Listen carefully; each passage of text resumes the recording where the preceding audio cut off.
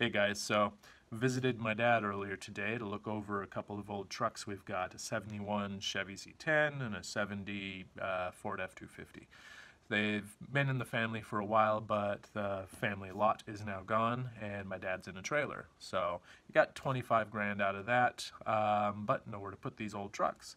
He found a machine shop in town here and dropped off the vehicles there. And well, the first thing is you should always look at reviews online, and if there's anything questionable, just don't use it, because no one but you cares about your stuff.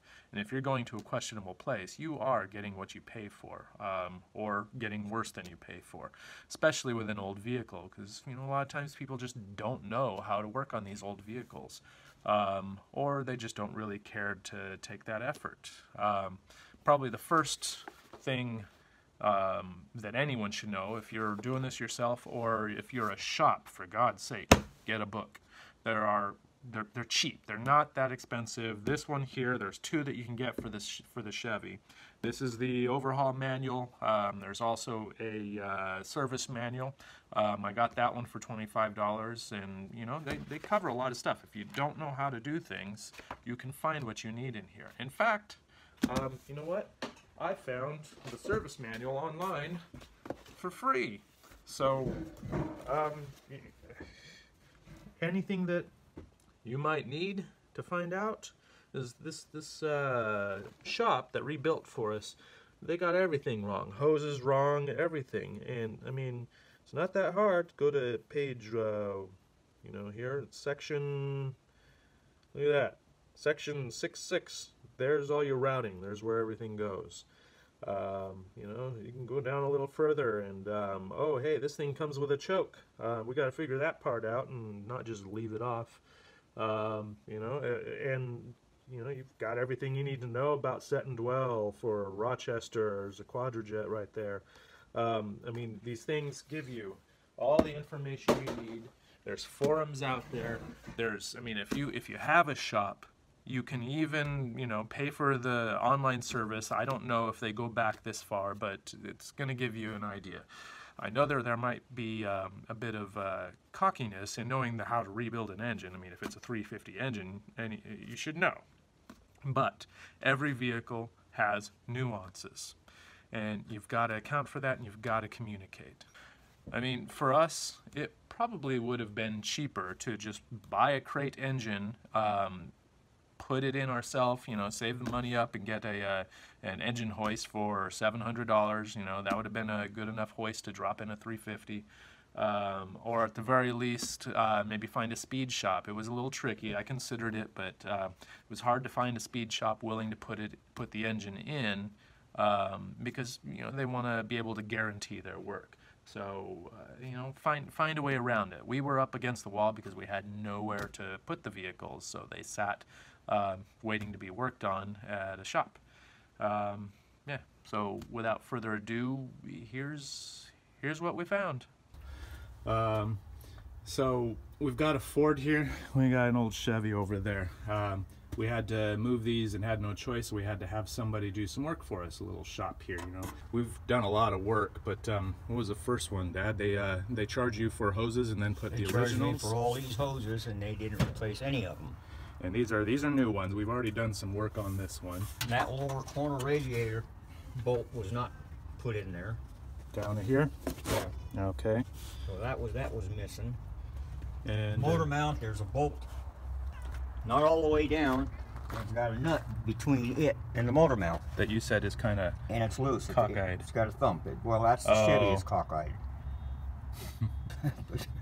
But still, all in all. Yeah. And one of my favorite things is, so they give you the benefit of painting the engine for you. I would assume they would paint it outside of the goddamn truck and not get overspray on everything. I don't know what that's about. Plus the fact that it's got the old paint on it, they didn't check for cracks.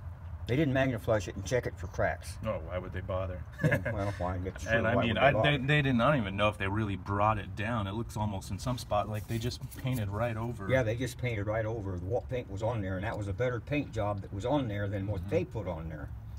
Plus they painted over everything. Mm-hmm. And so the carburetor, what the hell was the deal with the carburetor? You went through 3 carburetors after they gave this back to you, right? Yep. Yep. Couldn't get a carburetor to work right, so I wound up taking the last one down to get it rebuilt. Mm-hmm. And it's still not quite right. Right. But and I guess some of that, they have an outside company do that carburetor, so we can't put all of that on them. I know we had plenty of problems with the distributor. That's something that's kind of hard to put on them, so you know, we'll let that slide, but it was a pain in the neck. You might consider, if you're getting your engine redone, to move to a Pertronics, because these old systems, all the parts, the coils are made in China, and you know, they just don't last well. But we've managed to get it going with the old traditional method. So that's the Ford. Now this guy over here, so that's the sad part. We gave them 2 damn tries, and we were disappointed with the Ford. So here we got a 71 350 in it. So wow, the story. So basically my dad's truck is the Ford, and this one is the one I'm taking on, and we got to fix everything that they have done. The very first thing that happens, this is after dealing with them for a month and bad communication. We go in there when they say that the engine's almost done, or was done, you get to hear it. We show up and know it was not done, and I asked the guy, our instruction was replace it, because my dad years ago, or was it you or Uncle Gary? It was me. Yeah, that put in a 2-bolt main engine. It was out of a car.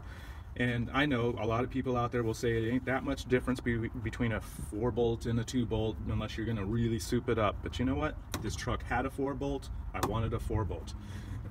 So we come there and look at the engine, and I asked the guy, hey, is this a 4-bolt engine? Yes, it is. Okay, well, little tip for you. If you're going to take it, make sure you look here and record the number. If they're replacing your engine, in our case, the truck had sat without the top on it. So, you know, we half expected we'd have to replace it. And sure enough, the guy told us, yeah, we can't do anything with that engine. We're going to have to put a whole new engine in. No problem. I think it was $5,000 was pretty much what we were quoted to put a 4-bolt main engine in. And so yeah, we asked the guy, is it a 4-bolt main? He says yes. Oh, okay. Are you sure it's a 4-bolt main? Yeah, well, it's the engine that was in here. Oh, was it?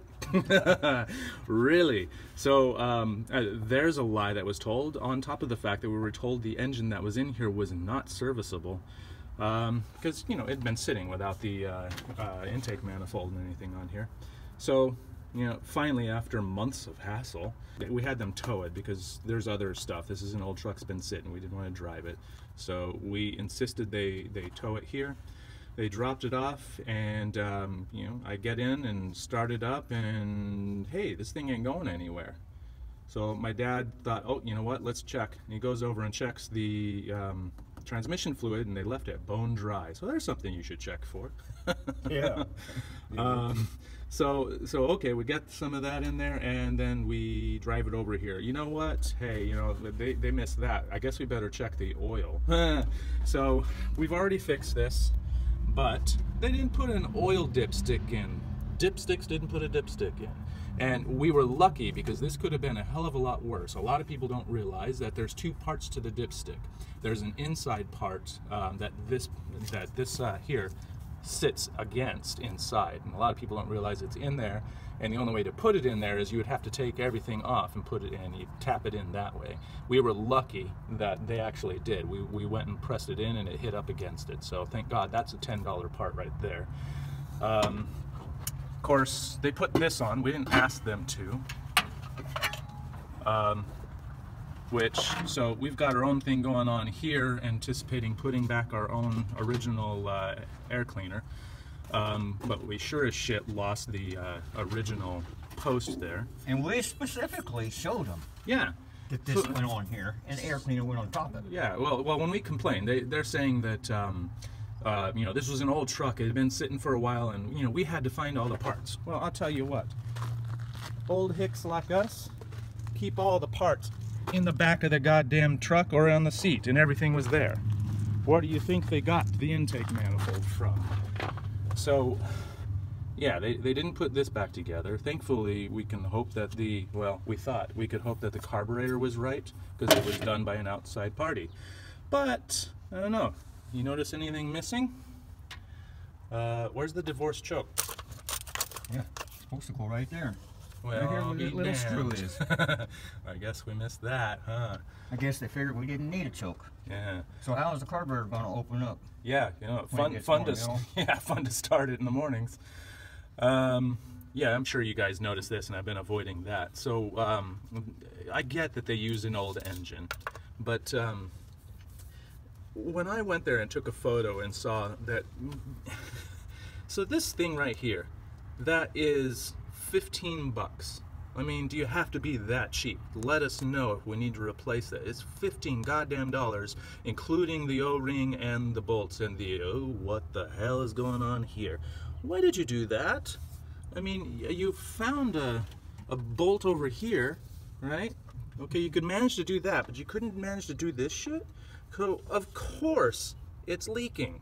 They couldn't get it tight enough, so Yeah. it's leaking. And by the way, I've got a new one. I got the right one at the right angle sitting in the car. Okay.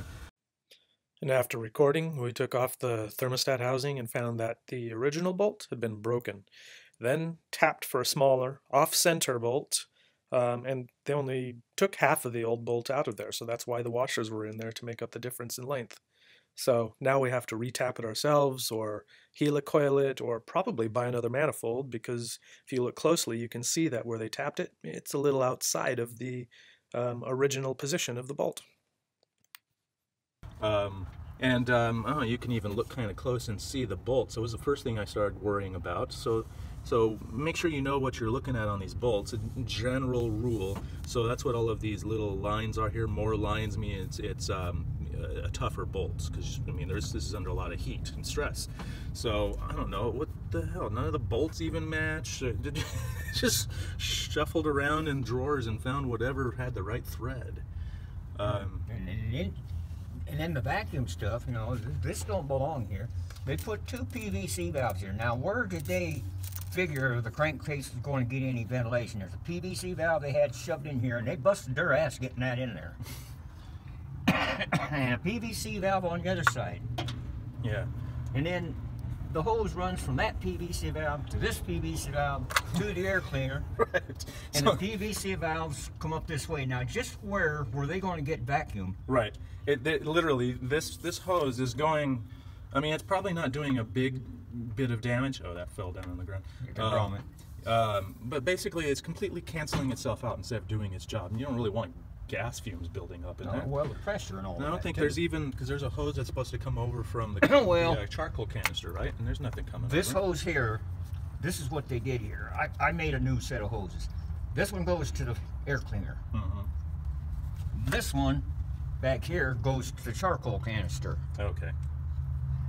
Over here, yeah, because there's supposed to be one or two maybe this that is go the under hose here. that belongs in here, Right. and there was a T here, Right. and that goes to the charcoal canister. The charcoal canister is down in here. Right. Right, over there by So the already, you know,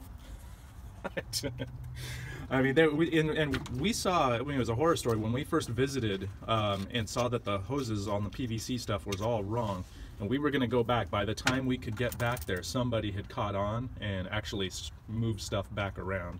But now we're looking and seeing it's still not right. yeah, but still, they put these on both of those. Right. You know, Ridiculous. 2 PVC valves.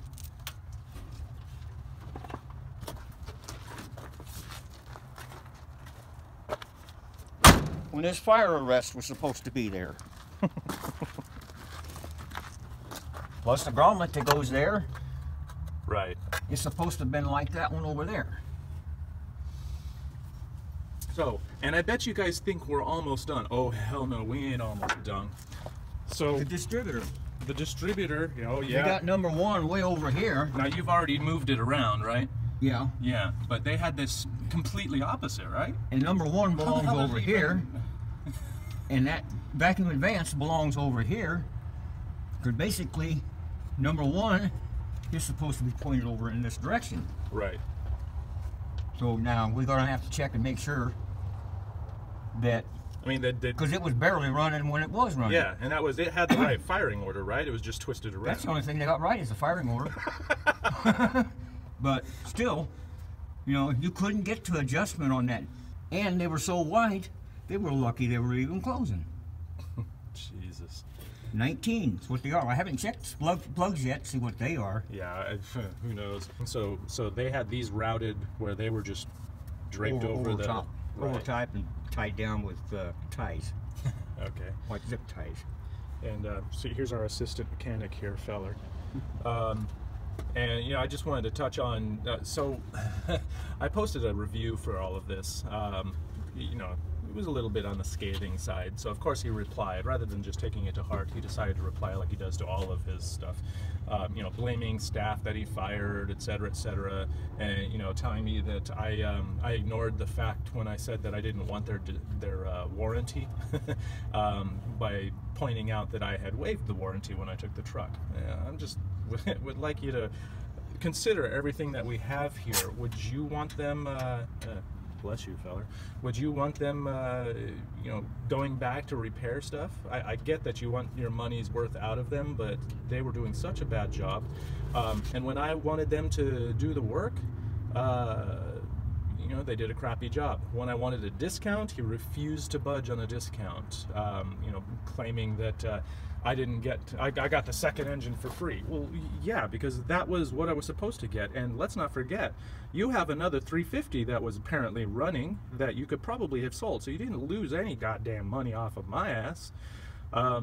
So yeah, to get any money out of this guy, I said, sure, I'll waive the disclaimer if you take $300 off. So there you go. There's the story on that. So we didn't ask them to wire a damn thing, but they took it upon themselves to wire stuff. You saw all the mess, the rat's nest of wires in there. But when they said, hey, the gauge needs to be replaced, well, I would assume you would actually replace the fuel gauge, not just add another goddamn thing down there.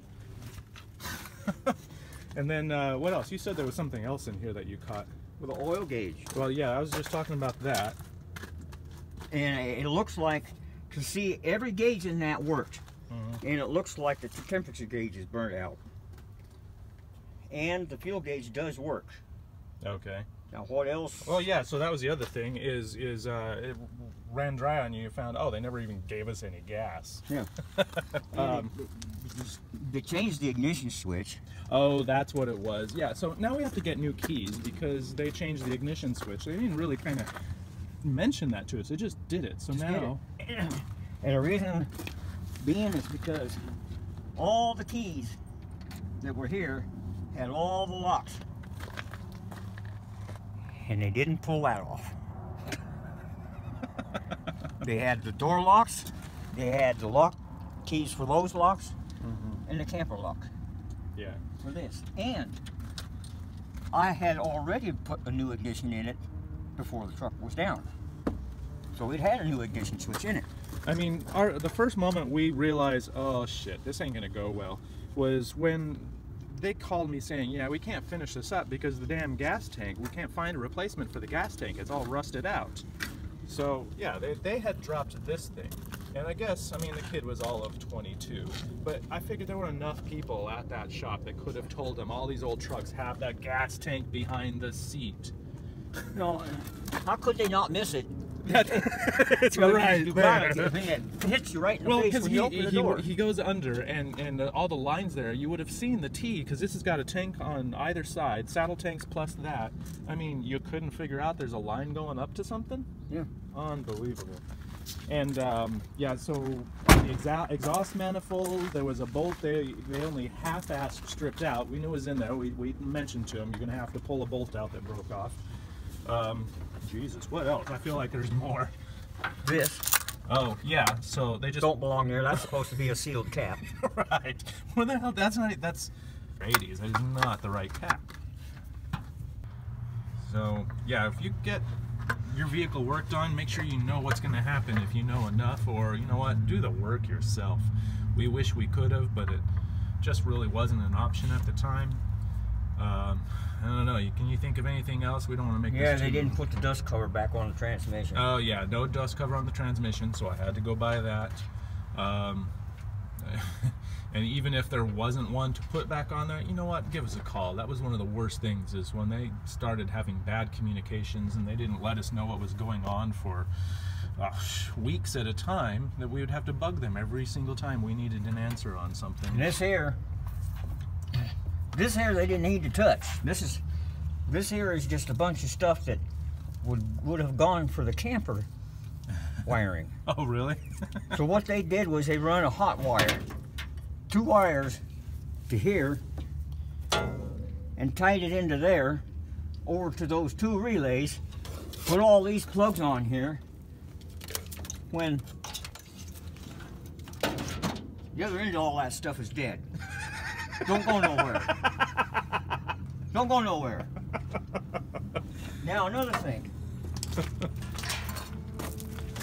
See all these wires in here? Yeah. They're up to here. They stripped up to here, but they taped all the way up here. They taped everything up along there, and none of it needed to be taped. You know, what's wrong with that wiring there? I mean, that's original wiring right there. Yeah, nothing wrong with it. Was that just to show To make it look like they make had it done look like more? they had to rewire it? Maybe. I know they didn't have to rewire it. I mean, I asked 'cause I them to took it put apart. tabs on it. Did they even put all the tabs on it correctly? You know, so we knew what the wires were? No, in fact, this purple wire turns into a red wire. They put a plug there. That's supposed to be a purple wire. This purple wire was supposed to go all the way down to the starter. Okay. They put this black wire in here for what I don't know. This goes down to the starter. But this yellow wire was supposed to be tied into there, probably ring tied. Right. This one goes back to the coil. This one goes back to the starter. I mean, did they even put their, oh, that's right, they put this fuse thing in instead of... There's supposed to be a fuse link here. Right, not that. I don't know for sure what this is going to, but the fuse link, I don't believe that's a fuse link. No, I believe a it would fusible be. link is just a little thin wire that goes between it. So, which is supposed to protect the alternator. Yeah. So I'm not sure what this, I haven't traced out to see what this is. Yeah. You know, you would think that some of those guys, as old as they were, they would have some kind of knowledge on the older vehicles. Right. But apparently not. Nope. Well, It's like the exhaust manifold bolts. I'm not sure those are correct. oh, that's right. I don't think half of the bolts they used in here are correct. And to top it all off, we showed them what goes in there. Right. And they this thing chose here. to put all this other crap in here. And by the way, if you think this is all little stuff, I'll tell you right now. So that divorce choke is about $100 that we have to pay now. So we had to pay $10 for the dipstick. I've got a new thermostat housing that's that was $15. Had to get a new dust cover for the flywheel back there. That was about $30. Yeah, so this is going to be another $10, $100 for that thing. And they put a new distributor in. There was nothing wrong with the distributor that was with the truck. Yeah. That was a fairly new distributor. There was nothing wrong with that distributor. Well, then I think, oh really? That's my fault, because I think I told them, well, okay, go ahead and put a new one in there. Yeah. But maybe I shouldn't have, not knowing that they couldn't even put it in. I mean, we're lucky they didn't try and shove it in there upside down. All right, folks, we don't want to keep you too long, but just when you get an engine done, you know, if they claim they're some master of engine rebuilding, you better make sure you know what you got, because you are definitely getting what you pay for, or I guess maybe even less than that. And you know, we weren't asking for the world here. Just put an engine in. It's a 350 engine, probably the most common engine that every mechanic cuts their eye teeth on. You need to know how to work on this one. And you know what? This is all on the outside. We have no clue what's on the inside of this engine. God knows what they've done. So thank you. Cheers.